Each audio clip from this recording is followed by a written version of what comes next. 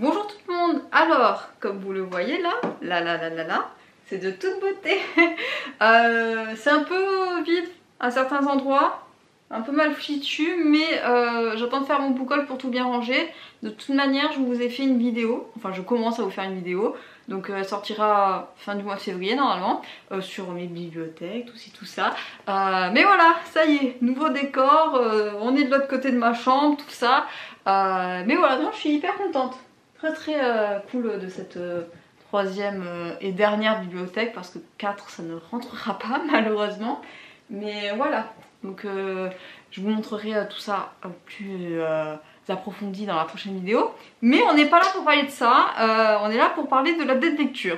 Update lecture du mois de janvier, mes premières lectures de l'année 2022, ça y est, qui sont toujours en accord avec le Cold Winter Challenge, qui se termine du coup fin février. Et écoutez, j'ai eu de très belles lectures. Pas encore de coup de cœur, mais l'année ne fait que commencer, donc voilà, on va pas mettre la charrue avant les bœufs. Mais j'ai eu de très belles lectures, dont une lecture qui m'a foutu un coup de poing, et après j'ai découvert un autre manga. Mais voilà, donc on va parler de tout ceci ensemble cette semaine. Alors ma première lecture de l'année 2022, c'est ceci. Kim Jin-yoon né en 1982 de Shomnang-jo aux éditions 10-18, c'est ma lecture coup de poing, c'est-à-dire que ça m'a révoltée, vraiment beaucoup, dans le sens où c'est un récit plus ou moins féministe, où on suit Kim Jin-yoon qui va raconter quelques éléments de sa vie, de son plus jeune âge, voilà, en primaire, maternelle, jusqu'à ses 30 ans passés où elle devient mère. Et voilà, la vision qu'elle dépeint de la société vis-à-vis voilà, de la femme. Ça tend, c'est tendu, et c'est fou le nombre voilà, d'inégalités qu'on peut avoir dès le plus jeune âge en fait, parce qu'elle va souligner des choses qui font que ah oui, et ça remet quand même pas mal de choses en question. C'est-à-dire que, alors certes, je pense à l'heure actuelle que la France est peut-être un peu plus évoluée en termes de mœurs que certains pays asiatiques où voilà, dans la tradition la femme reste à la maison, et puis voilà, même si je pense qu'en France on n'est pas non plus les meilleurs, hein, vraiment franchement non, mais c'est assez révoltant que encore là maintenant, après j'ai pas été confrontée, c'est vrai, voilà, je suis pas enceinte, j'ai pas eu d'enfant, j'ai pas été encore confrontée à cette vision là qu'on peut avoir de moi dans le monde du travail.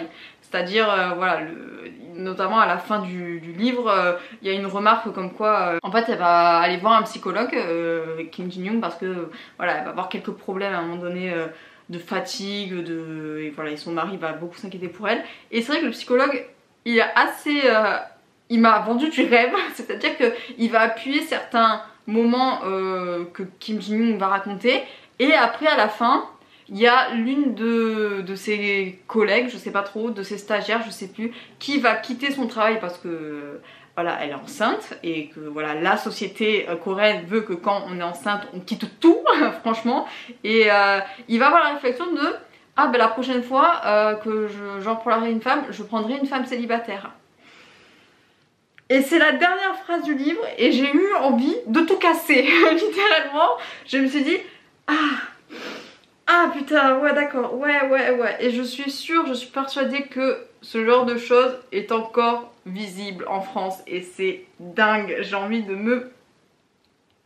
Voilà, donc rien que d'en parler je m'énerve, donc voilà, en fait je n'ai pas cette... je me considère pas vraiment comme féministe, comme voilà les personnes qui vont dans la rue et qui vont défendre le droit des femmes, même si j'admire beaucoup ce genre de personnes.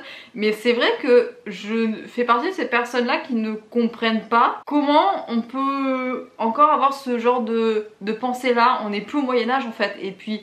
je sais pas, c'est quelque chose qui me paraît juste complètement illogique et qui n'a pas de sens. Donc si c'est ça être féministe, peut-être que je le suis aussi un peu, mais oui, ça me révolte beaucoup. Et voilà, ce livre en fait est très révoltant, dans le sens où c'est vraiment cette période-là qui m'a un peu énervée, parce que c'est vrai que je commence du coup, enfin ça va peut-être m'arriver quoi, enfin quand j'aurai des enfants, enfin c'est vraiment pas pour tout de suite, mais voilà, je risque d'être confrontée à ça. Et c'est vrai que le lire, le vivre un peu vis-à-vis de voilà, de ce personnage, le vivre avec elle, tout ça, c'est assez choquant et bouleversant, ce qui fait que ouais, ça me fait poser beaucoup de questions sur l'avenir en général. Donc c'est compliqué, et c'est vrai que pourtant dans ce livre elle raconte beaucoup de choses, l'auteur, et elle va mettre en lumière aussi quelques éléments sur ce que va mettre en place la loi coréenne. C'est-à-dire qu'à un moment donné, elle va parler voilà, de la représentation des femmes dans certains corps de métier, dans certaines positions, l'avance aussi des congés maternité, des congés parentaux qui vont être mis en place en Corée. Et c'est vrai que du coup, on a cette vision-là qui fait que le monde quand même avance, la loi avance, mais il y a des traditions profondément ancrées dans l'humain, et cette confrontation vraiment entre l'évolution de la société et le traditionnel qu'on a pu, voilà, qu'on nous a inculqué tout simplement, c'est assez violent parce que par exemple voilà, il y a des femmes qui ont accès justement enfin à ce genre de congés, qui ne vont pas les prendre parce que c'est très mal vu. Voilà, dans le monde du travail, c'est très mal vu qu'on prenne tel ou tel type de congé quand on est une femme. Et d'un autre côté, il y a le remords qui fait qu'il y a des personnes qui se sont battues pour qu'on puisse mettre en place ce genre de loi. Et c'est leur faire honte. Et c'est vrai que c'est un cercle vicieux, c'est le serpent qui se mord la queue, parce que d'un côté on veut pas voilà, faire en sorte que les efforts voilà, de la société soient mis voilà, en touche. Et d'un autre côté, voilà, on n'ose pas les prendre des choses, on n'ose pas voilà, profiter quelque part de ce droit dû, parce qu'on nous a inculqué que c'est mal vu, que voilà, il faut faire ci, il faut faire ça. Et ouais, c'est assez compliqué, et c'est cruel. Franchement, c'est cruel, ce livre est très cru, et ça met des baffes, voilà. Et c'est vrai que ouais, là je vous parle vraiment de la partie où elle rentre dans le monde du travail, parce que c'est ce qui m'a le plus choqué, parce que c'est à l'étape actuelle dans laquelle je suis dans ma vie. Mais elle dépeint aussi tout ce qu'elle a pu voir, voilà, depuis sa tendre enfance jusqu'au collège, lycée, voilà, notamment la vision qu'on a des femmes quand elles ont leurs règles, quand elles commencent à avoir leurs règles en tant qu'adolescentes, cette espèce aussi de hiérarchie qu'il y a au sein même de la famille. C'est-à-dire que Kim Ji-yeon, en fait, c'est pas l'aînée, mais elle est au milieu, c'est-à-dire qu'elle a une sœur aînée et un petit frère. Et déjà il y a la pression voilà, qu'elle va avoir sur les épaules de sa mère, parce que justement elle va en fait elle continue d'enfanter jusqu'à avoir un garçon, clairement, parce que sinon c'est la honte de la famille. Et il y a ce côté aussi où les deux filles aînées vont très vite prendre voilà, de l'autonomie, elles vont apprendre très vite, voilà, à aider leur mère pour certaines tâches, alors que le garçon, le petit garçon, le petit dernier va être choyé, on va devoir lui donner tout, voilà, lui il n'a besoin de rien faire clairement. Et le fait que ce soit aussi vraiment retranscrit aussi dans les générations futures, c'est-à-dire que c'est la belle-mère qui va mettre beaucoup de poids sur les épaules de la mère de Kim Ji-yeon, et plus tard Kim Ji-yeon va avoir cette espèce aussi de poids parce que voilà, elle va enfanter d'une fille, c'est malheureux, n'est-ce pas, et voilà, ça va être on va lui dire à chaque fois, ah ben t'essaieras la prochaine fois, t'auras un garçon la prochaine fois, voilà, c'est un premier essai, c'est ah, ça m'horripile franchement. Et du coup ouais, c'est assez compliqué je pense, d'autant plus de le lire à mon époque de ma vie. Je pense que ça aurait eu moins d'impact si je l'avais lu plus tôt ou peut-être plus tard, parce que je suis dans ce moment charnière un peu de ma vie où voilà, je prends l'indépendance, où voilà, je gagne ma vie, où voilà, je suis en couple, et où voilà, on construit petit à petit notre quotidien. Et ouais, c'est assez dur de voir que ce futur là, alors même si voilà, on n'est pas en Corée, ça peut être possible encore en France. Et ouais, non, c'est révoltant, c'est juste révoltant, ça m'énerve, ça me donne envie de pleurer. Donc voilà, j'espère que je n'aurai pas à vivre ce genre de choses dans le futur, et que voilà, les mœurs continueront d'évoluer, et voilà, avec les générations futures qui arrivent et qui dégagent un peu les anciennes générations avec leur esprit très restreint. Donc bon, ça, voilà, ça révolte, ça énerve, et c'est ce que veut ce livre, et c'est ce qui m'a apporté. Donc voilà, après je suis très contente d'avoir pu en apprendre un peu plus du coup sur la manière de fonctionner voilà, de la société coréenne, parce que c'est un pays qui m'attire beaucoup malgré tout ça, et voilà que j'apprends le coréen, donc quelque part c'est que j'adore cette culture, et donc bon, c'est assez voilà important d'avoir voilà le plus de la culture coréenne que j'aime beaucoup, mais d'avoir aussi l'autre revers, et qui fait que voilà, je peux avoir un avis assez comment dire, assez tranché, assez ouvert sur la Corée en général. Donc bon, il manque plus qu'à y aller maintenant. Donc voilà, j'espère que la pandémie se calmera bientôt, mais d'abord le Japon, après la Corée. Donc voilà, c'est un livre que je recommande à 100% et qui fait le job. Après je sais qu'il y a certaines personnes qui ont été un peu déstabilisées par le rythme de l'histoire, ce qui fait que c'est pas un roman en fait, on n'a pas de description des personnages, on n'a pas tellement d'intrigue, on n'a pas de quête, voilà, c'est vraiment un roman très contemplatif qui explique voilà en gros ce qui se passe en Corée de nos jours. Donc bon, c'est très intéressant si vous voulez en apprendre un peu plus sur la Corée du point de vue d'une femme, je recommande. Voilà, je sais que c'est sorti en film. Et je suis très curieuse de voir comment ça a été adapté, donc voilà, je vais le regarder incessamment sous peu. Et voilà, en tout cas très belle lecture et très belle surprise, je ne m'attendais pas du tout à ce que ça me remue autant. Donc bon, je suis très contente d'avoir commencé l'année 2022 comme ça, hein, vraiment sur les nerfs, vraiment, merci, merci, mais franchement très belle lecture, je vous le recommande. Ensuite j'ai lu ceci pour me calmer un peu de ma précédente lecture. Donc Le Monde des Démons, le deuxième tome de la saga Les Voleurs de Fumée de Sally Green aux éditions J'ai lu. Vous connaissez maintenant mon amour pour Sally Green. Je sais même plus où ils sont du coup. Je suis un peu perdue. Ils sont là les Earthbad. J'aime d'amour, vraiment. Sally Green, j'aime beaucoup l'auteur. Et là, j'ai beaucoup aimé le tome 2. Déjà parce que de toute manière, il y a Marche et Dion qui sont mes... Voilà, c'est mes coups de cœur. J'aime beaucoup aussi le personnage de Tash et de Catherine. Mais c'est très cool parce que, en fait, c'est vrai que j'ai de plus en plus de mal à trouver des tomes 2 ennuyants. Là, je me suis pas du tout ennuyée, pas du tout le syndrome du tome 2 où il se passe rien. Non, on en apprend beaucoup de choses, notamment vis-à-vis du monde des démons. Voilà, il s'appelle pas le monde des démons pour rien. Voilà, sur l'origine même des démons, comment ils fonctionnent un peu. Et c'est très cool surtout de l'avoir vis-à-vis du point de vue de Tash, qui est une chasseuse de démons avant tout. Donc non, c'est très intéressant. Et ce qui est assez frustrant, c'est qu'à la fin du tome 1 et au début du tome 2, du coup, ils sont tous ensemble au même endroit, au même moment, et ils finissent par se séparer de nouveau, voilà, quelques chapitres après le début.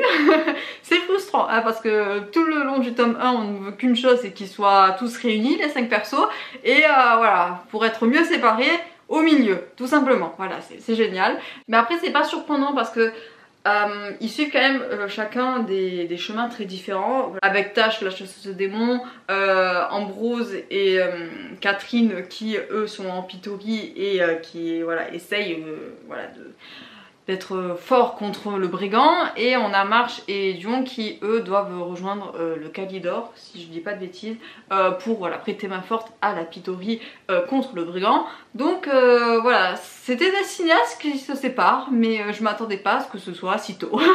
Donc bon, c'est pas tellement une déception, hein, non franchement, mais ouais, je suis quand même contente que voilà, il Marche et Dion qui restent ensemble d'ailleurs. Voilà, je les aime d'amour ces deux persos, franchement c'est en fait ouais, il me rappelle pas, si il me rappelle quand même Gabriel et Nathan, hein, ouais, il me rappelle grave eux, c'est pour ça que j'ai pas du tout envie que ça se finisse comme Offbad cette bêtise, parce que sinon je vais pleurer, hein, tout simplement. Vous m'avez vu quand j'ai vu finir Offbad, j'étais en larmes, donc on va éviter de reproduire ça pour les voleurs de fumée. Mais ouais, c'est une très belle romance, même si c'est très cucu, hein, franchement, comparé à Offbad où c'est quand même un peu plus violent comme récit. Là c'est quand même pour un public, je trouve, plus jeune. Franchement c'est très niais, oh que c'est niais. Des fois ça me fait lever les yeux au ciel, mais bon, je les aime quand même. Et après on a du coup Catherine, qui est l'un de mes personnages chouchous dans ce tome, parce que elle est tout en contrariété, en contradiction plutôt, c'est-à-dire que c'est un personnage féminin très fort, mais qui a des faiblesses, et j'ai bien aimé comment l'auteur exploitait ses faiblesses justement, je vais pas vous spoiler ce que c'est, mais j'aime beaucoup ce personnage qui fait que elle n'est pas vraiment 100% forte, elle n'est pas 100% faible. Et ça la rend d'autant plus crédible franchement. Donc non, j'aime beaucoup. Elle n'est pas vulnérable comme on pourrait l'attendre. Et non, franchement, j'aime beaucoup. Et voilà, après il y a Ambrose du coup qui la suit. Alors Ambrose, même dans le tome 1, c'est le personnage qui me fait ni chaud ni froid, franchement, je ne le supporte pas. Je ne l'aime pas. Franchement, je le trouve inutile au possible. Et je sais pas, il est niais.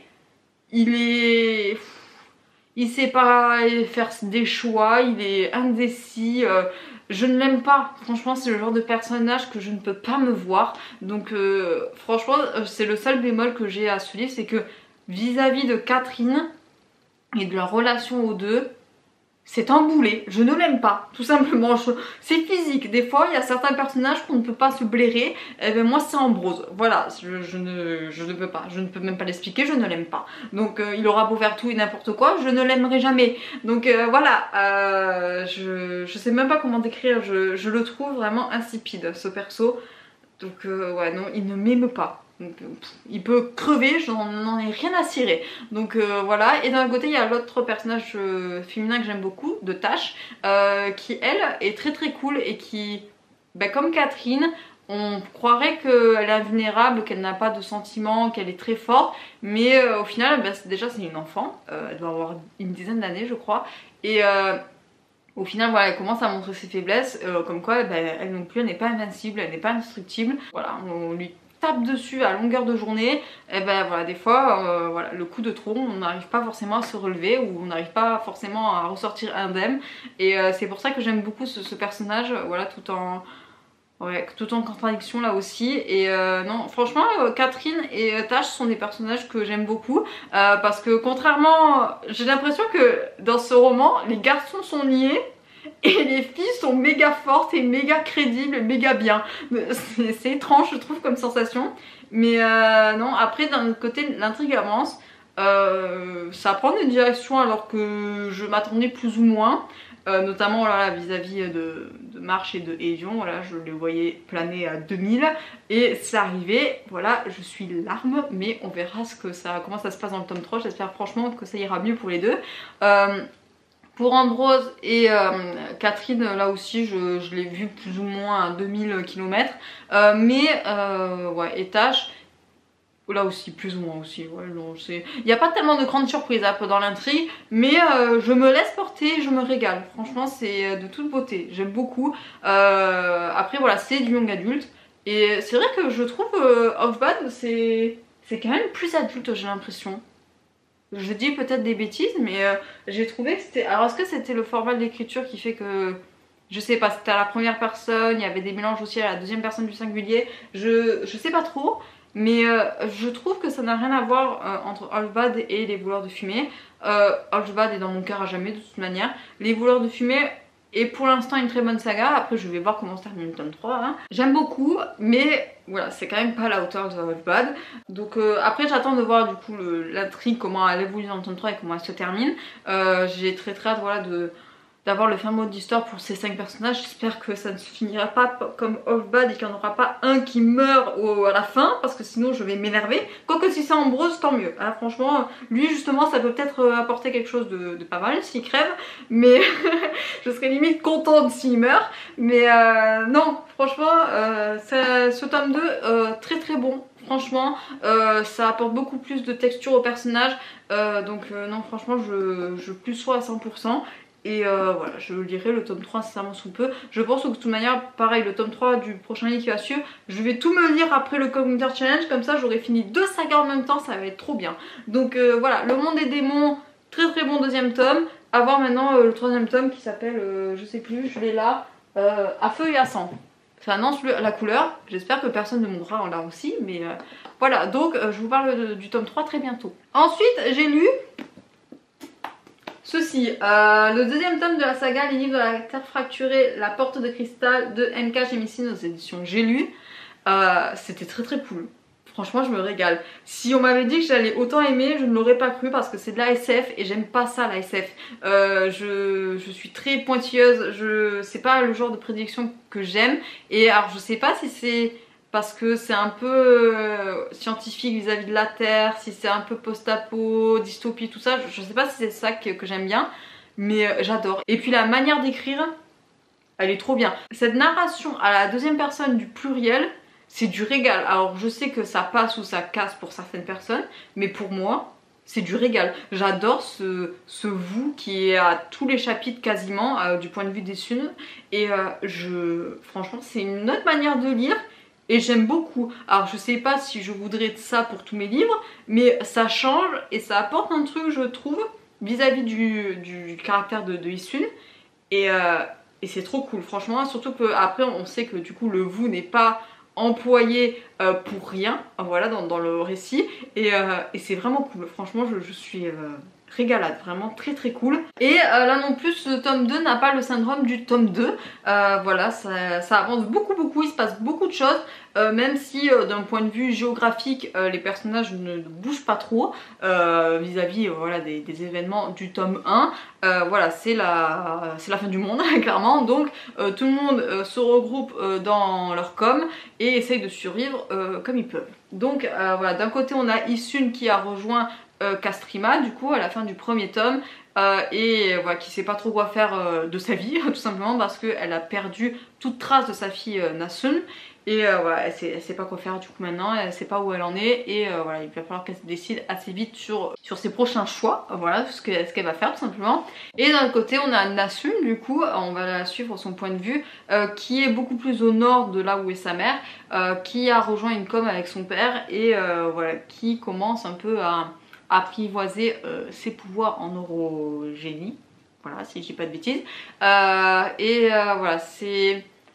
Je l'aime beaucoup aussi ce personnage de Nasun, même si voilà, j'ai quand même un peu de mal parce que c'est une enfant de 10 ans et c'est vrai que des fois elle a des réactions qui font que ça me plaît pas trop, mais après je pense que c'est voulu dans le caractère du personnage, voilà, parce que la vie n'est pas tendre avec elle, vraiment, surtout depuis qu'elle est toute seule avec son père, c'est vraiment pas la joie. Et voilà, le monde dans lequel elle évolue, notamment voilà, vis-à-vis de... Voilà, c'est la fin du monde, donc forcément c'est pas la joie. Donc voilà, elle va être confrontée à beaucoup de noirceur, ce qui fait que je pense ça va fortement influencer sur son caractère et notamment je pense sur ses choix dans le tome 3, parce que je pense que ça ne va pas se finir bien hein, cette histoire. Le tome 3, je pense que ça va pas être... ouais, non. Ou sinon ça sera une fin bien, mais pas joyeuse quand même. Donc je sais pas trop. Mais je pense que la relation mère-fille, ça va être compliqué. Voilà, surtout que on en apprend beaucoup de choses. C'est vrai que dans le premier tome, on avait juste la vision de Isun qui voilà, parcourait voilà, son chemin pour retrouver à tout prix sa fille. Qui est voilà, entre les mains de son mari qui a tué d'ailleurs son autre enfant. Donc voilà, on la voit un peu comme la mère modèle qui va tout faire pour sauver sa fille. Mais voilà, dans ce tome-ci, on a quand même le revers de la relation qui fait que Isun n'a jamais été très tendre avec sa fille. Voilà, Nasun va raconter quelques voilà, événements que voilà, sa mère va lui faire subir. Et voilà, c'est assez intéressant de voir que leur relation, qu'on aurait pu croire toute blanche dans le tome 1, n'est pas si blanche que ça dans le tome 2. Ouais, il y a quand même beaucoup de ressentiment de la fille vis-à-vis de la mère et de la mère vis-à-vis de la fille. Donc voilà, et c'est assez cool voilà, d'avoir cette vision là de cette relation qui je pense va être assez déterminante dans le tome 3. Donc ouais, je suis très hypée, voilà. J'ai très hâte en fait de lire le tome 3 et de savoir la fin parce que je suis comme ça. Vraiment je suis comme ça, je sais pas du tout comment ça va se finir. Et après je suis très contente aussi de ce deuxième tome parce qu'on en apprend un peu plus sur l'orogénie. Alors après il y a quelques petites choses qui me convainc pas forcément, mais il faut que j'attende le tome 3 et je pense que c'est parce que c'est le reproche que j'avais trouvé aussi dans le premier tome, c'est que les descriptions, des fois c'est assez complexe vraiment d'essayer de comprendre ce que veut nous faire visualiser l'auteur. C'est notamment voilà, vis-à-vis, je vais pas trop spoiler, mais des fils d'argent, tout ça, des choses que va expérimenter Isun vis-à-vis de Albâtre, enfin il va y avoir des choses et des fois c'est assez compliqué de visualiser ce qui se passe. Donc je sais pas trop comment on décrira. Après en soi, sinon l'écriture elle est très bien, hein, mais il y a certains moments où j'étais là en... qu'est-ce qu'elle essaie de dire là? C'est vraiment de la description très descriptive. Ah, c'est là où ça pêche un peu, je trouve. Après voilà, sinon l'intrigue en elle-même j'aime beaucoup, même s'il reste quand même pas mal de parts de mystère, notamment vis-à-vis des mangeurs de pierre et de Oa. J'aime beaucoup le personnage de Oa aussi, qui suit Isun, vraiment très très cool. Je suis un peu déçue que le personnage de qui accompagnait Isun dans le premier tome, je me souviens plus de son nom, elle est assez en retrait dans ce deuxième tome. Je sais plus son nom et ça va pas me revenir, donc inutile que je cherche, mais ouais, après je suis globalement contente, voilà, de ce deuxième tome. J'ai très hâte en fait de voir comment ça va se finir et de juger la saga dans son intégralité, mais en tout cas c'est une très très belle surprise. J'aime beaucoup l'auteur, j'aime beaucoup l'univers qu'elle dépeint. Voilà, après oui, c'est quand même une lecture assez noire et assez costaud là aussi. Je l'avais dit je crois pour le premier tome que tout ce qui était violence, notamment vis-à-vis des enfants, c'est pas ouf. Là aussi on a quelques extraits, voilà, de la violence sur des gamins, là aussi notamment, que ce soit physique ou psychologique. Il faut être un peu approché des fois, mais voilà, ça n'en reste pas moins que ça, je sais pas, ça véhicule quand même des messages que je trouve importants, notamment vis-à-vis des liens familiaux et de la famille. Et voilà, j'ai très hâte voilà, de voir ce que ça donne, et voilà, de découvrir un peu plus sur le personnage d'Isun, que je trouve très intéressant, très torturé là aussi, qui vit dans le passé mais qui quand même cherche à construire un futur. C'est un personnage vraiment très très bien fait et très complexe, qui fait que des fois je la comprends peut-être pas forcément, mais je pense qu'il faut être juste dans sa situation à elle pour essayer de la comprendre. Elle a vécu des choses tellement traumatisantes que c'est assez compliqué, ouais, je me demande encore comment elle a fait pour rester un minimum saine d'esprit, parce qu'elle a tellement perdu, elle a tellement enduré que vraiment c'est assez affligeant, mais elle est toujours là et elle se bat et elle veut se battre pour sa fille, voilà, lui laisser un monde un minimum vivable, donc voilà, très contente et j'ai très hâte d'avoir la suite et voilà, de le lire et de vous en parler. Mais voilà, après le Commander Channel vous pouvez être sûr que je vais lire la suite. Et voilà, très belle suite et à bientôt pour le tome 3. Ensuite, je voulais parler d'un manga que je n'ai pas en papier mais que j'ai lu pendant le mois de janvier, et d'une vitesse, c'est assez affolant. Comme à chaque fois en fait, je regarde l'animé, quand l'animé est un coup de cœur, même après 1 ou 2 épisodes, je lis le manga, que ce soit en français ou en anglais, ce qui fait que maintenant je suis complètement à jour. Voilà, alors je crois qu'il y a 8 ou 9 tomes parus au Japon, ou en tout cas traduits en anglais.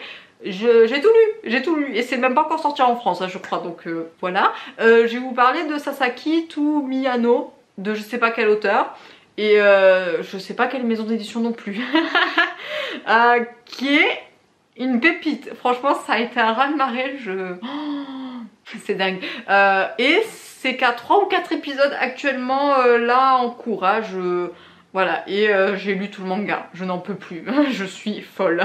Alors c'est vrai que d'habitude tout ce qui est scan, animé, je vous en parle pas trop, parce que je les achète pas en physique, je les lis toute seule dans mon coin, mais là je voulais vous en parler parce que bah, déjà il y a la version animée, ce qui fait que ça peut toucher un peu plus de public, et parce que je trouve que c'est un manga qui est assez détonnant, je trouve, qui est assez voilà, surprenant et qui change du shoujo slash yaoi classique en fait. Ouais, je trouve que ça change énormément. Donc dans ce manga on va suivre Miyano qui est en première année de lycée et qui va se lier d'amitié avec Sasaki qui est en 2e année du coup.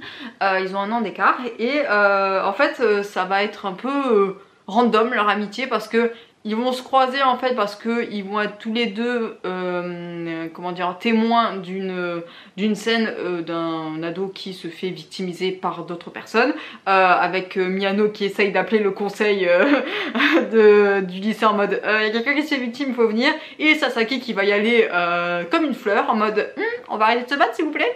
Donc voilà, ils vont apprendre à se connaître et la particularité voilà, de leur relation, c'est que Miyano est un lecteur du coup de yaoi sans être gay, et c'est rigolo parce que du coup en fait il y a Sasaki qui va découvrir son secret entre guillemets, et ils vont commencer à échanger des mangas, tout ça. Miyano va lui montrer voilà, l'introduire va l'instruire sur son manga de prédilection, voilà, sur son style de manga. Et ouais, il va y avoir une amitié incongrue entre les deux et qui va se muer petit à petit en amour du point de vue de Sasaki, de l'aîné, alors que Miyano, lui, c'est lui qui lit les mangas yaoi, mais ça lui passe un peu au-dessus à tout ça. Et c'est très bien cool de voir leur relation parce que c'est vrai que c'est voilà, c'est romance évidemment, voilà, mais de point de vue de garçon au lycée, et je trouve que c'est assez mature dans le sens où on n'a pas affaire à des prudes, à des comment dire, à des gens qui, dans les shoujo, j'ai toujours cette image où voilà, les lycéens sont timides, ils osent pas se faire leur premier pas, ils rougissent comme des tomates, ils en peuvent plus, pour se faire un bisou c'est la croix et la bannière, c'est quand ça arrive c'est au bout de 20 ou 25 chapitres, enfin c'est n'importe quoi. Là, alors vis-à-vis de l'anime, c'est vrai qu'on n'y est pas beaucoup, mais moi je vais vous parler du coup de mon expérience manga vu que je suis complètement à jour. Là on a quand même deux garçons qui fait que il y a le premier qui va rapidement avoir des sentiments, qui voilà, va surtout ne pas être gêné et qui va vite l'avouer d'ailleurs, et qui va voilà sans aucune honte, et ça va pas prendre des plombs non plus, non franchement. Et puis ils osent faire des choses, et c'est ça ce que je trouve rafraîchissant dans ce genre de manga, c'est que ça bouge en fait, et c'est cool franchement, et c'est cool que ce soit adapté voilà, en animé et que ça touche le plus de personnes. C'est que merde, au lycée on n'est pas forcément des prudes ou des gens comme ça qui osent pas se toucher ni rien, c'est pas du tout ça, donc ça, je trouve que ça dépeint un Japon plus moderne et beaucoup plus réaliste je pense, parce qu'ils sont pas tous comme dans je sais pas quel manga, comme dans, peut-être pas Fruit Basket, mais comme je sais pas, j'en ai aucun qui me vient à l'esprit comme d'habitude quand je dois en parler, hein, mais je trouve que voilà, ça a quelque chose d'assez rafraîchissant. Et c'est vrai que sans spoiler, il va y avoir beaucoup de choses qui vont être mis en avant dans ce manga, et ça me rappelle un peu Given d'ailleurs. C'est que voilà, il y a Sasaki qui voilà, bah, c'est la première fois lui qui tombe amoureux d'un garçon, il y a Miyano aussi, et il va y avoir tout un discours avec les parents, avec les frères et sœurs. Il va y avoir voilà, beaucoup de choses vis-à-vis de la relation qui vont être je sais pas, mis en place. Et c'est très cool à regarder. Non franchement, enfin là à lire pour l'instant, parce que c'est pas du tout encore adapté. Je sais pas à quel moment ça va s'arrêter l'adaptation, mais en tout cas c'est du pur bonheur, du pur régal. Franchement je me régale. Donc voilà, je voulais faire un peu ma promo. Si voilà, vous êtes curieux, n'hésitez pas à regarder l'animé. Et les scans sont trouvables sur internet. Allez-y les yeux fermés. Et voilà, donc ça sera voilà, ma dernière lecture du mois de janvier. Ça va être tout pour cette vidéo, j'espère que ça vous aura plu. Première lecture de l'année 2022, voilà, de très belles lectures, pas de déception, je ne veux pas de déception cette année de toute manière. Donc voilà, très contente de vous avoir parlé de vos lectures. J'espère que le début d'année se passe bien pour vous, d'un point de vue voilà, personnel, professionnel, lecture, tout ça. Sur ce, je vais vous laisser, prenez soin de vous, je vous souhaite à tous un très bon week-end, une très belle soirée, ainsi de suite, et évidemment d'excellentes lectures. Bye bye.